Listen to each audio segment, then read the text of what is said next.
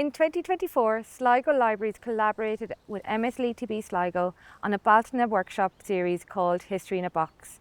This was facilitated by Joan Moffit, Adult Literacy Tutor and Family Learning Coordinator for MSLETB. Sligo Library members joined the workshop, coming together as a group to share their personal histories using mementos, photographs, trinkets and letters. When the project ended, it didn't feel like it was finished. And so in 2025, I applied for the Adult Literacy for Life Collaboration and Innovation Fund, which supports the literacy, numeracy, digital and financial unmet needs of adults.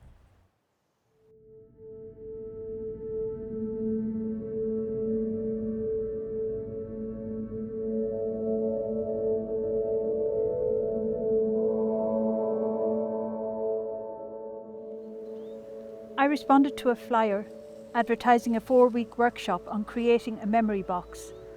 This was facilitated by MSLETB and the Sligo Library. That first morning, running late and flustered, I quickly grabbed a few items. Wrapping some delicate shiny shells in tissue paper, I placed them into a shoebox alongside a handful of buttons, a clump of thread, some yarn and a photograph taken over 70 years ago. At the last moment I remembered my nursing badge and an acupuncture needle, and I popped them in too. This will have to do for now, I thought. 5 women gathered in the back room of the library. After registering, we introduced ourselves and briefly shared the objects we had brought. As we handled them, memories, sensory and emotional, came rushing in. It was as if we had opened a kind of Pandora's box. The conversation flowed. We were connecting. Maybe I could just read a little poem. I call it Still Unfurling. This memory box of mine holds pieces of all I've seen. Fragments, fibres, scraps of time and stitched from where I've been. But don't let it whisper that the story is done, as if silvered hair means the setting sun. Each morning I wake with the soft stretch of becoming still in my bones. A creak, a sigh, and low familiar groans. Yet still I unfurl, like a fern in the light, drawn not by duty, but by quiet delight. Curiosity stirs, gratitude blows and glows. Thank you.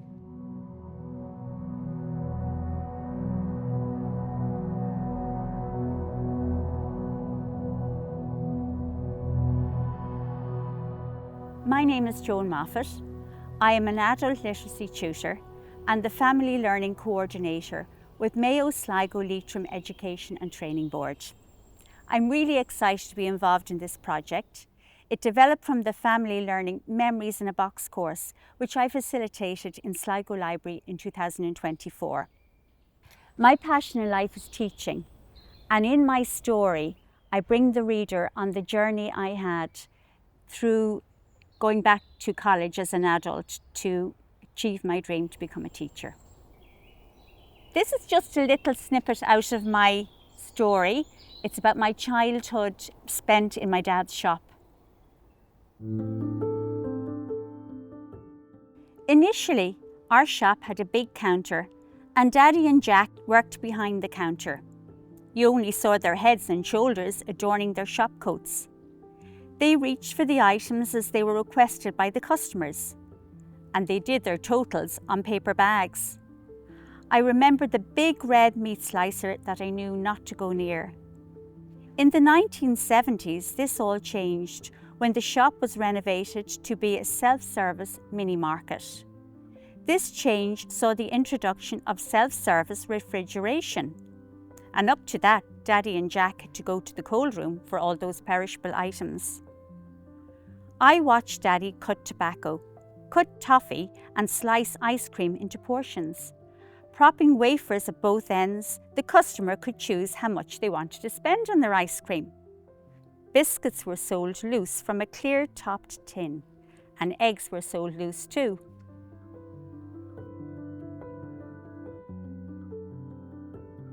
In family learning, we believe that parents and grandparents have a significant role to play in educating children, At MSLETB, we are very proud to collaborate with Sligo Library in delivering some of these courses.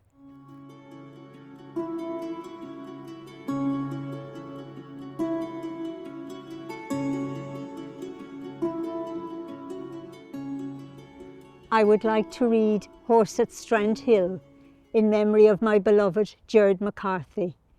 And I also want you to see a painting by Tristan Cryan, who is like a grandson to me.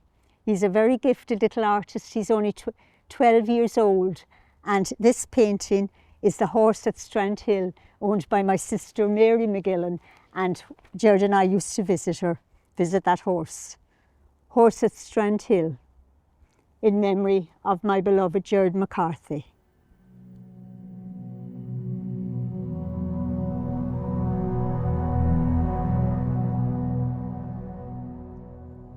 I see her outline in the rain-drenched field, where the grass falls and the stone wall bows. I call her, Becky, Becky, and she turns and walks towards me, and a winnowing cry echoes over the field, drowning out the sea's hollow thunder. Her eyes look at me, the deep, dark sockets stung by sea breezes, and all the grief is mirrored there, like the year was wrung out and thrown on the wet field. A year has passed since you went away. I think of her waiting by that gate, pacing the field, listening for the miraculous sound of your boots and your breaths couched in wonder, and her loneliness impenetrable. Now the wind howls in the stone, and she walks me slowly away, holding her head high. When I turn back to call her name, there is silence, and then the whinnying sound begins again.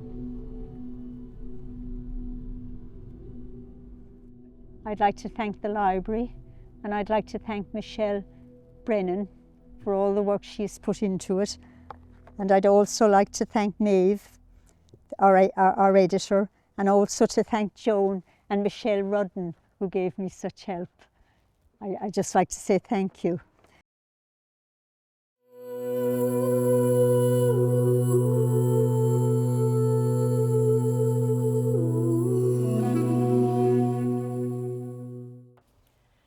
The name of my story is called Mother. The house is silent. I sit looking at the gallery of photographs displayed on the fridge door. They are held in place by butterflies, crickets, and various other magnets. My eyes roam from the joyful images of the smiling grandchildren and stop at my mother's face. I continue to gaze and become transfixed, like water pouring from a pitcher. I come to understand how she naturally fell into her groove and followed the path laid out for her. Mother's dreams were simple. They were based on love, marriage, children, and happiness. The unconditional love she manifested has come down through 3 generations. The mitochondria, which is the energy-creating constituent of a cell, is passed from mother to daughter. This makes my mother much closer to our present-day lives, which is recognizable in my grandchildren. When I was a young child, my special place to sit was beneath the dining room table, where I watched as mother went about her chores. A memory I have of her is knitting and sewing. I liked the sound of the needles clicking as her fingers worked each row until the jumper grew in size. She never followed a pattern, but worked from whatever was in her head. This inspirational and intricate knitting led to many jumpers and cardigans that were knitted for her family. Years later, I recognized the value of what mother achieved as a young woman with 6 children. It was from her I learned to appreciate these creative skills. One evening she decided to make me a dress from a plaid material. Being a little older, now I saw how she was totally engrossed with the planning, the intricate details. She sat at the Singer sewing machine, following her intuition until she completed the decorative stitching on the bodice. It was now late, and I yearned to be under the bed covers, in the land of Nod fast asleep. But she's eager to complete the dress, so I had to wait until she was satisfied with the result. The next day, she started 2 similar dresses for my younger sisters. Many a time I return to that memory and see myself standing in front of my mother, wearing the dress in the almost darkened room, wearing her creation. Mother was quite pleased with herself and stood looking at me with a smile on her face. Patience, kindness and gentleness are in most people, but unless we are aware, we do not notice these qualities. These traits, when observed, can be a very good teacher. Long ago, Mother taught me much by her actions of kindness to an old woman who came to the front door. She was dressed all in black with a shawl around her, but was not wearing shoes. When the old woman came inside, she sat on a chair. Mother went to find her warm winter boots and placed them on her feet. The image of her standing wrapped in her shawl, crossed at the front and tied at the back, standing, facing my mother, both smiling, remains with me. The door was opened and she headed off, walking into the pale winter sun shining on the morning landscape. At times, unknown aspects of Mother's life emerge. Each transitory moment I can feel that the beauty and love given by her in life may fade, but her essence will continue to live on in future generations. They will remain as memories that reflect a mother's enduring love.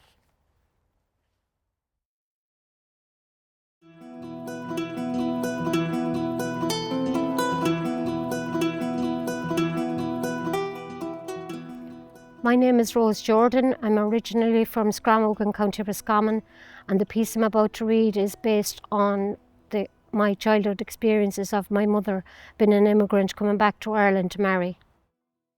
Lipstick. She had been up early to bring in turf to light the fire in the range, milk the cows and feed the hens before she roused the children.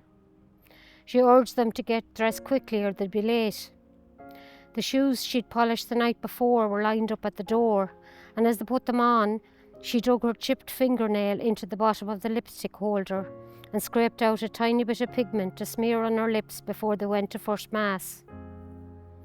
It had come in her trunk from Boston when she came back home to marry. The trunk bore the shipping stickers of her voyage to Cove, and it contained her finery from her 6 years in America. Taffeta dresses in subtle shades of pink and blue that no longer fitted her swollen waist and were now flittered by moths. Stilettos that were too small now for her bunion feet. Strings of pearls and compacts of fusty gone-off face powder. These were now the playthings of her growing family, who loved the clipping sound the heels made on the bare cement floor in the kitchen. Anything else of use had long since been cut up and painstakingly hand-stitched to make outfits for her little girls. She said she didn't care, she had no place to wear them anyway, except the lipstick. She kept that tucked safely in the pocket of her sensible Sunday coat. My name is Maeve McKenna and I'm the editor of Our Lived Memories, a book that evolved from a series of workshops held in 2024 under the Memories in a Box project. I was delighted to be asked to edit the book and got to meet the ladies who have contributed to the book over the last number of months. These are 5 very unique and different stories. Normally the role of an editor is about grammatical corrections, looking at spelling, checking for errors. But what I found when I started to read through these stories was how deeply profound they were and how much of these stories, although very different from my own life and memories resonated and brought back many memories to me. So it was a real joy to read through each person's story and find in that some of my own memories that in some cases I had forgotten. We hope you enjoy this tapestry of stories woven together and perhaps be inspired to create your own lived history.